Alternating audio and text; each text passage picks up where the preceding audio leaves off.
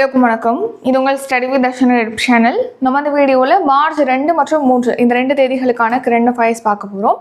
Start பண்ணலாம். First question, 97வது Oscar விருது வென்ற சிறந்த நடிகர் யார்? Answer option B, Adrien Brody. So பார்த்தீங்கன்னா இப்போது ரீசெண்டாக வந்து அமெரிக்காவின் லாஸ் ஏஞ்சல்ஸ் நகரத்தில் வந்து 97வது ஆஸ்கர் விருது வழங்கும் விழாவானது நடைபெறுது. இதில் சிறந்த நடிகருக்கான ஆஸ்கர் விருது பார்த்தீங்கன்னா ஏட்ரியன் ப்ரோடி என்பவங்களுக்கு வழங்கப்பட்டிருக்கு. ஸோ 97வது ஆஸ்கர் விருதுகள் வழங்கும் விழாவானது இப்போது அமெரிக்காவின் லாஸ் ஏஞ்சல்ஸ் நகரத்தில் நடைபெற்றிருக்கு.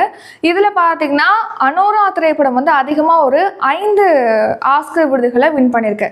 ஸோ எந்தெந்த பிரிவுகளில் இந்த அனோரா திரைப்படம் வந்து ஆஸ்கர் விருதுகளை வின் பண்ணியிருக்கு அப்படின்னா, சிறந்த திரைக்கதை பிரிவில் ஒரு விருது, அடுத்து படத்தொகுப்பு, இயக்குனர், சிறந்த இயக்குனர், சிறந்த நடிகை, சிறந்த திரைப்படம் அப்படின்னு சொல்லிட்டு ஒரு 5 விருதுகளை பார்த்தீங்கன்னா அனோரா திரைப்படம் வின் பண்ணியிருக்கு. நெக்ஸ்ட் பார்த்தீங்கன்னா ஒரு இயக்குனர், இந்த அனோரா திரைப்படத்துடைய இயக்குனரான ஷான் பேகர் வந்து 4 விருதுகளுக்கு பரிந்துரைக்கப்பட்டிருக்காரு. ஸோ அந்த 4 விருதுகள்லையுமே இவர் வந்து வின் பண்ணியிருக்காரு. ஸோ அதன்படி ஒரே படத்திற்காக 4 விருதுகளை வென்ற முதல் நபர் அப்படிங்கிற பெருமையை இந்த ஷான் பேகர் வந்து பெற்றிருக்காரு. இந்த ஷான் பேகர் தான் அனோரா திரைப்படத்துடைய இயக்குனர்.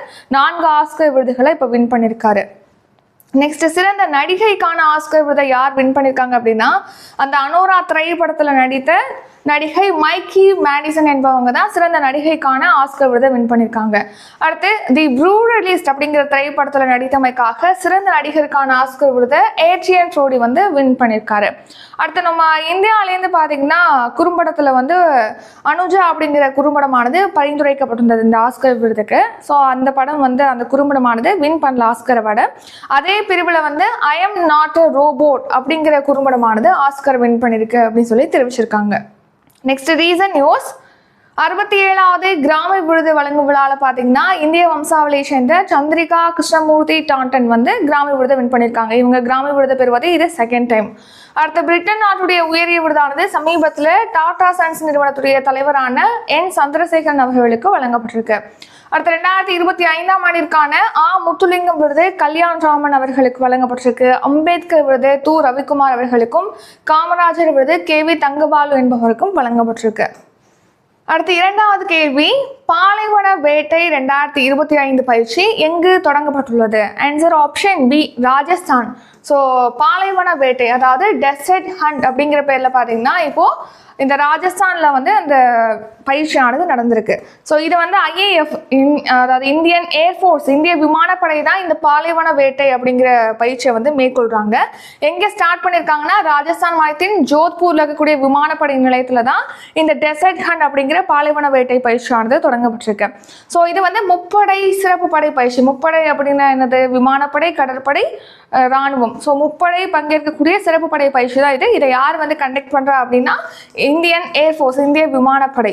இந்திய விமானப்படையுடைய தலைமை தளபதியாக இப்போ யார் இருக்காங்கன்னா அமர்பிரீத் சிங் வந்து இருக்காங்க. நெக்ஸ்ட், ரீசன் நியூஸ், ட்ராபெக்ஸ் பயிற்சி 2 ஆண்டுகளுக்கு ஒரு முறை வந்து நடத்தப்படுது. ட்ராபெக்ஸ் அப்படிங்கிறது ஒரு ஆயுத படை பயிற்சி. நெக்ஸ்ட், எக்ஸசைஸ் எகுவரின் அப்படிங்கிற பேரில் கூட்டு ராணுவ பயிற்சி பார்த்தீங்கன்னா இந்தியாவுக்கும் மாலத்தீவுக்கும் இடையே நடைபெறுகிறது. அடுத்து சைக்ளோன் அப்படிங்கிற பேரில் கூட்டு ராணுவ பயிற்சி இந்தியாவுக்கும் எகிப்துக்கும் இடையே நடைபெறுது. தர்மா கார்டியன் அப்படிங்கிற பேரில் இந்தியாவுக்கும் ஜப்பானுக்கும் இடையே கூட்டு ராணுவ பயிற்சி நடைபெறுது. ஜல்தல் ரக்ஷா 2025 அப்படிங்கிற ராணுவ பயிற்சியானது குஜராத் மாநிலத்தில் பெட்வாரகால இப்போ தொடங்கப்பட்டிருக்கு. அடுத்த 3வது கேள்வி, நிலவில் தரையிறங்கிய தனியார் நிறுவனத்தின் 2வது விண்கலம் எது? Answer option A, Blue Ghost. So Blue Ghost தான் இப்போ நிலவில் வந்து தரையிறங்கியிருக்கு. இது ஒரு தனியார் நிறுவனத்துடைய விண்கலம் அப்படிங்கிறனால நிலவில் தரையிறங்கிய 2வது தனியார் விண்கலம் அப்படிங்கிற சாதனையை இந்த ப்ளூ கோஸ்ட் வந்து படைச்சிருக்கு. ஸோ மற்ற ஆப்ஷன்லாம் பார்த்தீங்கன்னு வச்சுக்கோங்களேன், அக்னிபான் அப்படிங்கிறது ராக்கெட். நம்ம இந்தியாவுடைய 2வது தனியார் ராக்கெட் வந்து அக்னிபான். முதல் ராக்கெட் வந்து எதுனா விக்ரம் எஸ். முதல் தனியார் ராக்கெட் வந்து விக்ரம் எஸ். 2வது இந்திய தனியார் ராக்கெட் வந்து அக்னிபான். ஒடிசியஸ் அப்படிங்கிறது தான் ஃபர்ஸ்ட் டைம் வந்து நிலவில் தரையிறங்கிய தனியார் விண்கலம். ஃபர்ஸ்ட்ல ஒரு தனியார் நிறுவனத்தை சேர்ந்த விண்கலம் வந்து நிலவில் தரையிறங்கியிருக்கு. அது வந்து ஒடிசியஸ். 2வது விண்கலம் தான் ப்ளூ கோஸ்ட். இந்த ப்ளூ கோஸ்ட் விண்கலம் எதுக்காக நிலவுக்கு அனுப்பப்பட்டிருக்கு அப்படின்னா, நிலவில் பார்த்தீங்கன்னா பெரிய பெரிய பள்ளங்கள்லாம் இருக்கு இல்லையா, அந்த பள்ளங்களில் ஆய்வு செய்யறதுக்காக தான் இந்த ப்ளூகோஸ் அப்படிங்கிற ஒரு விண்கலத்தை வந்து அனுப்பியிருக்காங்க. யார் இந்த ப்ளூகோஸ் அப்படிங்கிற விண்கலத்தை அனுப்பியிருக்கா அப்படின்னா ஃபயர்ஃப்ளை ஏரோஸ்பேஸ் அப்படிங்கிற ஒரு தனியார் நிறுவனம் தான் லான்ச் பண்ணியிருக்கு. ஃபால்கன் 9 ராக்கெட் மூலமாக இந்த ப்ளூகோஸ் வந்து லான்ச் பண்ணியிருக்காங்க. இது நிலவில் தரையிறங்கியிருக்கு. நிலவில் தரையிறங்கிய இரண்டாவது தனியார் நிறுவனத்துடைய ராக்கெட் வந்து ப்ளூகோஸ். முதல் விண்கலம் நிலவில் தரையிறங்கிய முதல் விண்கலம் எது அப்படின்னா ஒடிசியஸ். இது வந்து இன்ட்யூட்டிவ் மெஷின்ஸ் அப்படிங்கிற அமெரிக்காவுடைய தனியார் நிறுவனத்தின் விண்கலம். ஸோ இதான் வந்து முதல் விண்கலம். அடுத்து 4வது கேள்வி, இந்தியன் ஆயில் நிறுவனத்தின் புதிய இயக்குநராக நியமிக்கப்பட்டவர் யார்? Answer option A Suman Kumar. So Indian oil நிறுவனத்துடைய புதிய இயக்குநராக சுமன் குமார் வந்து நியமிக்கப்பட்டிருக்கார். இவர் எந்த பிரிவில் இயக்குநராக நியமிக்கப்பட்டிருக்காருன்னா இந்தியன் ஆயில் நிறுவனத்துடைய திட்டமிடல் மற்றும் வர்த்தக வளர்ச்சி பிரிவுடைய இயக்குநராக நியமிக்கப்பட்டிருக்கார். இதுக்கு முன்னாடி இந்த இந்தியன் ஆயில் நிறுவனத்துடைய ஆய்வு மற்றும் உற்பத்தி பிரிவுடைய தலைவராக இருந்தார். இப்போ திட்டமிடல் மற்றும் வர்த்தக வளர்ச்சி பிரிவுடைய இயக்குநராக சுமன்குமார் வந்து நியமிக்கப்பட்டிருக்காரு. நெக்ஸ்ட் ரீசன் நியூஸ், சமீபத்தில் பிரதமர் நரேந்திர மோடி அவர்களுடைய 2வது முதன்மை செயலராக ஆர்பிஐ முன்னாள் ஆளுநர் சக்திகாந்த தாஸ் அவர்கள் நியமிக்கப்பட்டிருக்காங்க. அடுத்து உலக தமிழ் ஆராய்ச்சி நிறுவனத்துடைய தலைவராக ஆர் பாலகிருஷ்ணன் வந்து நியமிக்கப்பட்டிருக்காங்க. செபி அதாவது இந்திய பங்குகள் மற்றும் பரிவர்த்தனை வாரியத்துடைய புதிய தலைவராக துகன் காந்த பாண்டே வந்து நியமிக்கப்பட்டிருக்காங்க. ரத்தன் டாடா அறக்கட்டளையுடைய தலைவராக டாடா சன்ஸுடைய தலைவரான என் சந்திரசேகரன் வந்து நியமிக்கப்பட்டிருக்காங்க. 5வது கேள்வி, மக்கள் மருந்தகம் தினம் எந்த நாளில் அனுசரிக்கப்படுகிறது? ஆன்சர் ஆப்ஷன் ஏ மார்ச் 7ஆம் தேதி. ஸோ மக்கள் மருந்தகம் திட்டம் நம்ம கேள்விப்பட்டிருப்போம். அது எப்போ ஸ்டார்ட் பண்ணாங்கன்னா இனிஷியலாக வந்து 2008ஆம் ஆண்டு இந்த மக்கள் மருந்தகம் திட்டம் லான்ச் பண்ணியிருப்பாங்க. அதுக்கப்புறமா இந்த ஸ்கீமை வந்து இன்னும் சீரமைச்சு புதுப்பிச்சு 2015 பிரதம மந்திரி மக்கள் மருந்தகம் திட்டம் அப்படிங்கிற பேரில் அறிமுகப்படுத்துகிறாங்க. அதாவது பிரதான் மந்திரி ஜன் ஔஷதி யோஜனா அப்படிங்கிற பேரில் அறிமுகப்படுத்துனாங்க. நெக்ஸ்ட் அதோட நேம பார்த்தீங்கன்னா பிரதமரின் அதாவது பிரதான் மந்திரி பாரதிய ஜன் ஔஷதி பரியோஜனா அப்படின்னு சொல்லிட்டு அதோட பேரை வந்து சேஞ்ச் பண்ணிட்டாங்க. ஸோ இப்போ அந்த ஸ்கீம் வந்து எப்படி அழைக்கப்படுது? பிரதான் மந்திரி பாரதிய ஜன் ஔஷதி பரியோஜனான்னு சொல்லிட்டு அழைக்கப்படுது. ஸோ இதோட ஷார்ட் ஃபார்ம் என்னன்னா PMPJP. இது எப்போ ஸ்டார்ட் பண்ணாங்க? ஃபர்ஸ்ட் 2008 வந்து இனிஷியலாக ஸ்டார்ட் பண்ணாங்க. அதுக்கப்புறமா மறுசீரமைக்கப்பட்டு புதுப்பிக்கப்பட்டு 2015 லான்ச் பண்ணாங்க. ஸோ இப்போ எதுக்காக இந்த மக்கள் மருந்தகம் திட்டம் பற்றி பார்க்குறோம்னா இந்த மக்கள் மருந்தகங்கள் தொடர்பாகவும் பொதுப்பெயர் மருந்துகள் தொடர்பாகவும் விழிப்புணர்வை மக்கள்கிட்ட ஏற்படுத்துறதுக்காக மக்கள் மருந்தகம் தினமானது மார்ச் 7ஆம் தேதி ஒவ்வொரு வருஷமும் அனுசரிக்கப்படுகிறது. ஸோ இந்த மக்கள் மருந்தக தினத்தை ஒட்டி நம்ம சுகாதாரத்துறை அமைச்சர் JP நட்டா அவர்கள் பார்த்தீங்கன்னா ஒரு விழிப்புணர்வு பிரச்சாரத்தை தொடங்கியிருக்காங்க இந்த மக்கள்கிட்ட அந்த மருந்துகள் குறித்த விழிப்புணர்வை ஏற்படுத்துறதுக்காக. ஸோ இப்போது நம்ம நாட்டில் எத்தனை மக்கள் மருந்தகங்கள் அமைக்கப்பட்டிருக்கு? இது என்ன ஸ்கீம் அப்படின்னா ஏழை மக்கள் இப்போ மலிவான விலையில் வந்து மருந்து பொருட்களை மலிவான விலையில் குறைஞ்ச விலையில் வாங்குறதுக்காக தான் இந்த மக்கள் மருந்தகம் திட்டமானது தொடங்கினாங்க. இப்போ எப்படி ரீசெண்டாக February 24 நம்ம தமிழ்நாட்டில் முதல்வர் மருந்தகமானது தொடங்கப்பட்டது. ஒரு 1000 முதல்வர் மருந்தகங்கள் தொடங்கப்பட்டது. அது வந்து குறைவான விலையில மருந்து பொருட்களை மக்களுக்கு கொடுக்கணுங்கிறதுக்காக தான். ஸோ இதே மாதிரி ஏற்கனவே மத்திய அரசு ஸ்டார்ட் பண்ணிட்டாங்க. அதான் மக்கள் மருந்தகம் திட்டம். அதே காரணத்துக்காக தான் ஸ்டார்ட் பண்ணாங்க, குறைவான விலையில மருந்து பொருட்களை வழங்குறதுக்காக. இந்த திட்டத்தின் கீழ் பார்த்தீங்கன்னா பொதுப்பெயர் மருந்துகளானது அதிகமாக விற்பனை செய்யப்படுது. பொதுப்பெயர் மருந்துகள் அப்படின்னா என்ன? இப்போ நம்ம வாங்குறது வந்து பிராண்டட் மெடிசன் தான் மேக்ஸிமம் வாங்குறோம். ஸோ அதே மெடிசன் அதே அளவுக்கு வீரியமிக்க மெடிசன் வந்து பொதுப்பெயர் மருந்துகள் இருக்கு. பிராண்டடா இல்லாம பொதுப்பெயரா வாங்கும்போது அதுக்கு ரொம்ப அமௌண்ட் வந்து கம்மியாக இருக்கும். அதோட ப்ரைஸ் வந்து ரொம்ப குறைவாக இருக்கும். ஸோ கவனிங்க, இப்போ நம்ம நாட்டில் பார்த்தீங்கன்னா மொத்தமாக வந்து எத்தனை மக்கள் மருந்தகங்கள் இருக்குது? February 28ஆம் தேதி நிலவரப்படி அப்படின்னா 15,000 மக்கள் மருந்தகங்கள் இருக்குது. ஸோ இந்த எண்ணிக்கையை 2027ஆம் ஆண்டு மார்ச் 31ஆம் தேதிக்குள்ள 25,000ஆக அதிகரிக்கிறதுக்கு இலக்கு நிர்ணயிச்சிருக்காங்க. ஸோ இந்த மக்கள் மருந்தகம் திட்டம் மூலமாக நம்ம நாட்டு மக்களுடைய மருந்து செலவு பார்த்தீங்கன்னா சுமார் 30,000 ரூபாய் வந்து மிச்சமாக இருக்குது அப்படின்னு சொல்லிட்டு தெரிவிச்சிருக்காங்க.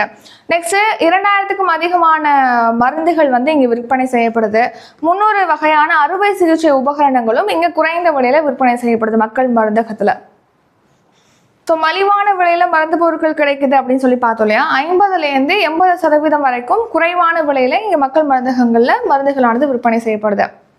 அடுத்த 6வது கேள்வி, பிப்ரவரியில் ஜிஎஸ்டி டேஷ் லட்சம் கோடி வசூலாகி உள்ளது.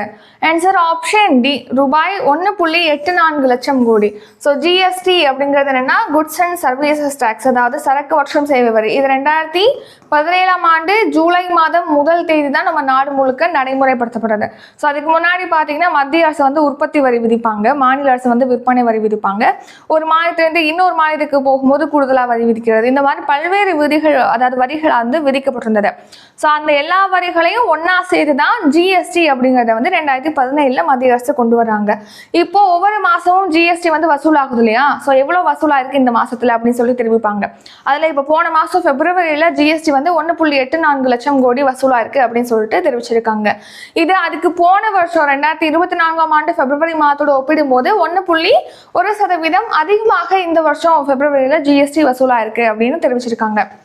இதுவரைக்கும் வசூலிக்கப்பட்ட மாதாந்திர ஜிஎஸ்டில எந்த மாதம் அதிகமான ஜிஎஸ்டி வசூலாயிருக்கு அப்படின்னா லாஸ்ட் இயர் ஏப்ரல் மாதம். ஏப்ரல்ல பாத்தீங்கன்னா 2.10 லட்சம் கோடியானது வசூலாயிருக்கு. நெக்ஸ்ட் 7வது கேள்வி, 2024 to 25ஆம் நிதியாண்டில் இந்தியா %, வளர்ச்சி அடையும் என்று IMF கணித்துள்ளது. Answer option C, 6.5%. So IMF அப்படின்னா இன்டர்நேஷனல் மானிட்டரி ஃபண்ட், அதாவது சர்வதேச நாணய நிதியம். இது 1944ஆம் ஆண்டு ஜூலை மாதம் தொடங்கப்பட்டிருக்கு. இதோட ஹெட் குவார்ட்டர் வந்து அமெரிக்காவின் வாஷிங்டன் டிசியில் இருக்கு. இப்போ IMF பார்த்தீங்கன்னா நடப்பு நிதியாண்டான 2024 to 25ஆம் நிதியாண்டுல இந்தியா வந்து 6.5% வளர்ச்சி அடையும் அப்படின்னு சொல்லிட்டு தெரிவிச்சிருக்கு. அது மட்டும் இல்லாம அதுக்கு அடுத்த நிதியாண்டு 2025 to 26ஆம் நிதியாண்டுலயும் இந்தியா வந்து இதே அளவு 6.5% வளர்ச்சியை வந்து எட்டும் அப்படின்னு சொல்லிட்டு IMF கணிச்சிருக்கு. ஸோ என்ன காரணம் சொல்றாங்கன்னா அதிகமான தனியார் முதலீடு வந்து நம்ம இந்தியாவில் இருக்கு, மேலும் பொருளாதார நிலைத்தன்மை காணப்படுறதுனால இந்த வளர்ச்சியை தொடர்ந்து கொண்டு போகும் இந்தியா அப்படின்னு சொல்லிட்டு IMF கணிச்சிருக்காங்க. இப்போ ரீசெண்டாக தான் நம்ம மத்திய புள்ளியியல் துறை அமைச்சகம் என்ன தெரிவிச்சிருப்பாங்கன்னா இந்த நிதியாண்டுல இந்தியா 6.5% வளர்ச்சி அடையும் அப்படின்னு சொல்லிட்டு மத்திய புள்ளியியல் அமைச்சகம் வந்து தெரிவிச்சிருப்பாங்க ரீசெண்டா. நெக்ஸ்ட் 8வது கேள்வி, கம்பு ஒன்றை தாண்டுதலில் டேஷ் மீட்டர் உயரம் தாண்டி டியூப்லாண்டிஸ் மீண்டும் உலக சாதனை படைத்துள்ளார். Answer option A, 6.27 metre. So பார்த்தீங்கன்னா போல் வால்ட் அப்படின்னு சொல்லுவோம், கம்பு ஊன்றி உயரம் தாண்டுவாங்க. ஸோ அந்த கம்பு ஊன்றி உயரம் தாண்டுதல் விளையாட்டில் பார்த்தீங்கன்னா டியூப்லாண்டிஸ் என்ற வீரர் வந்து அவர் ஏற்கனவே உலக சாதனை படைச்சிருக்காரு. அவருடைய உலக சாதனையை மறுபடியும் முறியடிச்சிருக்காரு. எவ்வளோ தூரம் தாண்டி அந்த உலக சாதனை முறியடிச்சிருக்காரு அப்படின்னா 6.27 மீட்டர் உயரம் தாண்டி அவர் இந்த சாதனையை முறியடிச்சிருக்காரு. ஸோ ஸ்வீடன் நாட்டை சேர்ந்த கம்பு ஊன்றி தாண்டும் வீரரான ஆர்மாண்ட் காஸ்டாவ் டியூப்லாண்டிஸ் பார்த்தீங்கன்னா இப்போ ஏற்கனவே வந்து போலந்தில் நடைபெற்ற போட்டியில் 6.26 மீட்டர் உயரத்துக்கு தாண்டி உலக சாதனை படைச்சிருந்தாரு. அவருடைய உலக சாதனையை இப்போ பிரான்ஸ்ல நடைபெற்ற ஆல் ஸ்டார் ஃபெர்ஷே போட்டியில வந்து முறியடிச்சிருக்காரு. எவ்வளவு தூரம் தாண்டி இருக்காரு? 6.27 மீட்டர் உயரம் தாண்டி புதிய சாதனையை படைச்சிருக்காரு. இவர் இந்த மாதிரி உலக சாதனையை எத்தனை தடவை முறியடிச்சிருக்காரு அப்படின்னா 11 தடவை வந்து முறியடிச்சிருக்காரு. அடுத்து 9வது கேள்வி, மெக்சிகோ ஓபன் டென்னிஸ் போட்டியில் எந்த நாட்டின் தாமஸ் மெக்ஹாக் சாம்பியன் பட்டம் வென்றுள்ளார்? ஆன்சர் ஆப்ஷன் சி, செக் குடியரசு. இப்போ செக் குடியரசு நாட்டை சேர்ந்த டென்னிஸ் வீரர் பார்த்தீங்கன்னா மெக்சிகோ ஓபன் டென்னிஸ் போட்டியில சாம்பியனா இருக்காரு. ஸோ இது இவர் வென்ற முதல் ஏடிபி பட்டம். இவர் தான் ஃபர்ஸ்ட் டைம் வந்து ஏடிபி சாம்பியன்ஷிப் பட்டத்தை வந்து வின் பண்ணியிருக்காரு. அடுத்த ரீசெண்டா துபாயில வந்து டென்னிஸ் சாம்பியன்ஷிப் போட்டி நடந்திருக்கு, ஏடிபி டென்னிஸ் சாம்பியன்ஷிப் போட்டி. இதுல பாத்தீங்கன்னா கிரீஸ் நாட்டை சேர்ந்த ஸ்டெஃபனோஸ் சிட்சிபாஸ் வந்து சாம்பியனா இருக்காரு. மெக்சிகோ ஓபன்ல Thomas Machac, Dubai ATP open tennis championship போட்டியில் ஸ்டெஃபனோஸ் சிட்சிபாஸ் வந்து சாம்பியனா இருக்காங்க. அடுத்த 10வது கேள்வி, ரஞ்சி கோப்பை கிரிக்கெட் போட்டியில் எந்த அணி சாம்பியன் பட்டம் வென்றது? Answer option B, Vidarbha. So Vidarbha அணி பார்த்தீங்கன்னா இறுதி ஆட்டத்தில் கேரளாவை வீழ்த்தி சாம்பியனா இருக்கு. ஸோ இந்த விதர்பா அணி இந்த ரஞ்சி கோப்பை போட்டியில் சாம்பியன் ஆகிறது இது வந்து 3rd டைம், 3வது முறையாக விதர்பா அணி இந்த ரஞ்சி கோப்பையை வின் பண்ணியிருக்காங்க. எந்த அணியை இறுதி ஆட்டத்தில் வீழ்த்திருக்குன்னா கேரளாவை வீழ்த்திருக்கு. அடுத்து 11வது கேள்வி, தேசிய பாதுகாப்பு தினம். Answer March 3. So national defence day பார்த்தீங்கன்னா மார்ச் 3ஆம் தேதி ஒவ்வொரு வருஷமும் அனுசரிக்கப்படுகிறது. ஸோ இப்போ மத்திய பாதுகாப்புத்துறை அமைச்சர் யாருன்னு நமக்கு தெரியும், ராஜ்நாத் சிங் அவர்கள் தான் வந்து மத்திய பாதுகாப்புத்துறை அமைச்சராக இருக்காங்க. இப்போ பாதுகாப்புத்துறையில் பார்த்தீங்கன்னா ஏற்றுமதி உற்பத்தியானது அதிகமாயிட்டு வருது அப்படின்னு சொல்லி நம்ம பார்த்துருப்போம். ஸோ ஒவ்வொரு வருஷமும் தேசிய பாதுகாப்பு தினம் டிஃபென்ஸ் டே பார்த்தீங்கன்னா மார்ச் 3ஆம் தேதி அனுசரிக்கப்படுகிறது. இப்போ யார் பாதுகாப்புத்துறை செயலாளராக இருக்காங்க அப்படின்னா ராஜேஷ் குமார் சிங் அவர்கள் வந்து பாதுகாப்புத்துறை செயலாளராக இருக்காங்க. பாதுகாப்புத்துறை அமைச்சராக ராஜ்நாத் சிங் அவர்கள் இருக்காங்க. அடுத்து உள்நாட்டு பாதுகாப்பு உற்பத்தி. நம்ம உள்நாட்டிலே வந்து இந்த பாதுகாப்பு தளவாடங்கள்லாம் உற்பத்தி செய்கிறோம் இல்லையா, அந்த உற்பத்தியில் இந்தியா பார்த்தீங்கன்னா ரூபாய் 1.27 லட்சம் கோடியை தாண்டி சாதனை படைச்சிருக்கு அப்படின்னு சொல்லிட்டு தெரிவிச்சிருக்காங்க. அடுத்து ரீசெண்டாக டெஃப் எக்ஸ்போ அப்படிங்கிற பேரில் மிகப்பெரிய பாதுகாப்பு கண்காட்சி அப்படிங்கிறதோட 15வது பதிப்பு பெங்களூரில் எலகங்கா விமானப்படை நிலையத்தில் நடைபெற்றது. அடுத்து இந்திய கடற்படை சார்பில் பார்த்தீங்கன்னா மிகப்பெரிய கடலோர பாதுகாப்பு பயிற்சியானது நடத்தப்படுது. அந்த பயிற்சியோட பேர் கடல் விழிப்புணர்வு, அதாவது சி விஜில் அப்படிங்கிற பேரில் நடத்துகிறாங்க. சி விஜில் அப்படிங்கிற பேரில் கடற்படை பயிற்சியானது நடத்தப்படுது. அடுத்து இந்திய பாதுகாப்பு அமைச்சர் ராஜ்நாத் சிங். 12வது கேள்வி, அதி உத்கிருஷ்ட் சேவா பதக்கம் யாருக்கு வழங்கப்படுகிறது? ஆன்சர் ஆப்ஷன் ஏ, காவல்துறையினர். ஸோ காவல்துறையினருக்கு பார்த்தீங்கன்னா மத்திய உள்துறை அமைச்சகம் சார்பில் 2018ஆம் ஆண்டுலேருந்து இந்த அதி உத்கிருஷ்ட் சேவா பதக்கமானது வழங்கப்பட்டு வருது. ஸோ சிறப்பாக பணிபுரியக்கூடிய காவல்துறையினருக்கும் பாதுகாப்பு படையினருக்கும் அவங்களை ஊக்குவிக்கிறதுக்காக இந்த அதி உத்கிருஷ்ட் சேவா பதக்கமானது வழங்கப்படுது. கவனிங்க, 2018ஆம் ஆண்டுலேருந்து மத்திய உள்துறை அமைச்சகம் சார்பில் அதி உத்கிருஷ்ட சேவா பதக்கம், உத்கிருஷ்ட சேவா பதக்கம், அதாவது தமிழில் பார்த்தீங்கன்னா மிகச்சிறந்த சேவைக்கான பதக்கமான அதி உத்கிருஷ்ட சேவா பதக்கம், சிறந்த சேவைக்கான பதக்கம் உத்கிருஷ்ட சேவா பதக்கமானது 2018ஆம் ஆண்டுலேருந்து வழங்கப்பட்டு வருது. இதில் அதி உத்கிருஷ்ட சேவா பதக்கம், அதாவது மிகச்சிறந்த சேவைக்கான பதக்கம் அப்படிங்கிறது 25 ஆண்டுகளுக்கு மேலே எந்த ஒரு தண்டனைகளும் இல்லாமல் பணிபுரியக்கூடிய காவல்துறை அதிகாரிகளுக்கு வழங்கப்படுது. அடுத்து உத்கிருஷ்ட சேவா பதக்கம், அதாவது சிறந்த சேவைக்கான பதக்கம்ங்கிறது 15 ஆண்டுகளுக்கு மேலா எந்த ஒரு தண்டனையும் இல்லாமல் பணிபுரியக்கூடிய போலீஸாருக்கு வழங்கப்படுகிறது. இப்போ 2020 to 2021ஆம் ஆண்டுகளில் பார்த்தீங்கன்னா சென்னை பெருநகர காவல்துறையில் வந்து ஒரு 73 பேருக்கு இந்த அதி உத்கிருஷ்ட சேவா பதக்கம், உத்கிருஷ்ட சேவா பதக்கமானது அறிவிக்கப்பட்டிருக்கு. ஸோ அதை இப்போ ரீசனாக வழங்கியிருக்காங்க. அடுத்து ஷார்ட் நியூஸ். அமெரிக்காவில் பார்த்தீங்கன்னா இப்போ அதிகாரப்பூர்வ மொழியாக ஆங்கிலத்தை அறிவிச்சிருக்காரு டொனால்ட் ட்ரம்ப் அவர்கள். ஸோ அங்கே உள்ள அலுவலக ரீதியிலான அனைத்து ஆவணங்களுமே ஆங்கிலம் தான் இடம்பெறும் வகையில் இப்போ அறிவிக்கப்பட்டிருக்கு. இப்போ அமெரிக்காவில் இருக்கக்கூடிய மக்கள் தொகையில் 3ல் 2 பங்கு பேர் வந்து இந்த ஆங்கிலத்தை தான் பேசுகிறாங்க. ஸோ அதை தொடர்ந்து இதை அறிவிச்சிருக்காரு. அடுத்து மாவட்ட அளவில் பார்த்தீங்கன்னா தமிழ் துறைக்கு தொண்டாற்றி வரவங்களுக்கு தமிழகத்தில் பார்த்தீங்கன்னா தமிழ் செம்மல் விருதானது வழங்கப்படுகிறது தமிழ் அறிஞர்களுக்கு. ஸோ ஒவ்வொரு வருஷமும் 38 பேருக்கு வழங்குறாங்க, ஒவ்வொரு மாவட்டத்தில் ஒரு நபர் அப்படின்னு சொல்லிட்டு. 2023 பார்த்தீங்கன்னா தமிழ் செம்மல் விருது 38 பேருக்கு அறிவிக்கப்பட்டிருக்கு. அதை ரீசெண்டாக தமிழக செய்தித்துறை அமைச்சர் மு.பே. சாமிநாதன் அவர்கள் வழங்கியிருக்காங்க. அடுத்து 6471 கோடி மதிப்பில் 2000 ரூபாய் நோட்டுகள் இன்னும் பொதுமக்கள்கிட்ட தான் இருக்குது அப்படின்னு சொல்லிட்டு ரிசர்வ் வங்கி தெரிவிச்சிருக்கு. அதாவது நமக்கு தெரியும், முன்னாடி பார்த்தீங்கன்னா ஒரு 500 ரூபாய் 1000 ரூபாய் நோட்டெல்லாம் செல்லாது, பழைய 500 ரூபாய் 1000 ரூபாய் நோட்டெல்லாம் செல்லாதுன்னு சொல்லிட்டு மத்திய அரசு அறிவிச்சிருப்பாங்க. ஸோ அப்போது பயன்பாட்டுக்காக புதுசாக 2000 ரூபாய் நோட்டுகள் அச்சிட்டு வெளியிட்டிருந்தாங்க. அதுக்கப்புறமா மறுபடியும் அந்த 2000 ரூபாய் நோட்டுகளை வந்து திரும்ப பெறுவதாக அறிவிச்சிருப்பாங்க ரிசர்வ் வங்கி. ஸோ அதன்படி 2000 ரூபாய் நோட்டுகள்லாம் திரும்ப பெற்றுட்டு வராங்க ரிசர்வ் வங்கி. ஆனால் இன்னும் ஒரு 6471 கோடி மதிப்பிலான 2000 ரூபாய் நோட்டுகள் வந்து வராமல் இருக்குது, மக்கள்கிட்ட தான் இருக்குது அப்படின்னு சொல்லிட்டு தெரிவிச்சிருக்காங்க. அடுத்து நம்ம இந்தியா பார்த்தீங்கன்னா மஞ்சள் தேவையில் ஒரு 60% வந்து வழங்குது. உலக தேவையில் மஞ்சள் தேவை இருக்கு இல்லையா, அதில் 60% இந்தியாவிலேருந்து தான் வழங்கப்படுதுன்னு சொல்லிட்டு தெரிவிச்சிருக்காங்க. காஃபி ஏற்றுமதியில் பார்த்தீங்கன்னா உலகின் 7வது மிகப்பெரிய நாடாக இந்தியா வந்து உருவெடுத்திருக்கு. இப்போ நாளைக்கு மார்ச் 4ஆம் தேதி பார்த்தீங்கன்னா ஜிகே டெஸ்ட் பேட்ச் வந்து ஸ்டார்ட் ஆகுது. ஜிகே பேட்ச்னா உங்களுக்கு டிஎன்பிஎஸ்சி குரூப் 2, 2A, குரூப் 4 படிக்கிறவங்களுக்கு உங்களுக்கு சிலபஸ் ஜென்ரல் ஸ்டடீஸ் இருக்கு இல்லையா, அதில் யூனிட் 1 மட்டும் இருக்காது, அதாவது சயின்ஸ் மட்டும் இருக்காது. மற்றபடி யூனிட் 2லேருந்து 6 வரைக்கும் எல்லா யூனிட்டுமே கவர் ஆகிற மாதிரி ஜென்ரல் ஸ்டடீஸில் இந்த டெஸ்ட் பேட்ச் வந்து இருக்கும். இதில் 60+ டெஸ்ட் உங்களுக்கு வந்து ப்ரொவைட் பண்ணுவோம். இதுக்கான ஃபீஸ் எவ்வளோ அப்படின்னா 500 ரூபி. நீங்கள் வந்து ஏற்கனவே நம்ம பேட்ச் இப்போ ரீசெண்டாக ஃபெப்ரவரியில் Tamil batch new book Tamil batch start ஆனது. அந்த பேட்ச்சில் ஜாயின் பண்ண ஸ்டூடெண்ட் அப்படின்னா இதில் 400 ரூபி மட்டும் பே பண்ணி இந்த பேட்ச்சில் ஜாயின் பண்ணிக்கலாம். இல்லாத பட்சத்தில் நியூ ஸ்டூடெண்டாக இருக்கீங்கன்னா 500 ரூபி பே பண்ணி ஜாயின் பண்ணிக்கலாம். டிஸ்கிரிப்ஷனில் GPay, PhonePe, Paytm, YouPay number கொடுத்துருக்கோம். அந்த நம்பருக்கு பே பண்ணிட்டு ஸ்க்ரீன்ஷாட் அனுப்புனீங்கன்னா பேட்ச்சில் ஆட் பண்ணிடுவோம். ஏதாவது இந்த பேட்ச் பற்றி டவுட் இருக்குது அப்படின்னா டிஸ்கிரிப்ஷனில் காண்டாக்ட் நம்பருக்கு அந்த நம்பருக்கு கால் பண்ணி அல்லது வாட்ஸ்அப்பில் டெக்ஸ்ட் பண்ணியும் தாராளமாக கேட்கலாம். நெக்ஸ்ட்டு ஒவ்வொரு மந்த்துக்கும் நம்ம மந்த்லி கரண்ட் அஃபேர்ஸ் பிடிஎஃப்பும் ப்ரொவைட் பண்ணுறோம். சிஏ டெஸ்ட் பேட்ச் வந்து ஸ்டார்ட் ஆக போகுது, ஹோல் டெஸ்ட் பேட்ச் வந்து ஸ்டார்ட் பண்ண போகிறோம். அப்கமிங் டெஸ்ட் பேட்ச் பற்றி டீட்டெயிலாம் டிஸ்கிரிப்ஷனில் இருக்குது, செக் பண்ணி பார்த்துக்குங்க. இப்போ நம்ம ரிவிஷன் பார்க்கலாம். ஃபஸ்ட்டு கொஸ்டின், 97வது ஆஸ்கர் விருது வென்ற சிறந்த நடிகர் யார்? Answer option B Adrien Brody. இரண்டாவது கேள்வி, பாலைவன வேட்டை 2025 பயிற்சி எங்கு தொடங்கப்பட்டுள்ளது? Answer option B Rajasthan.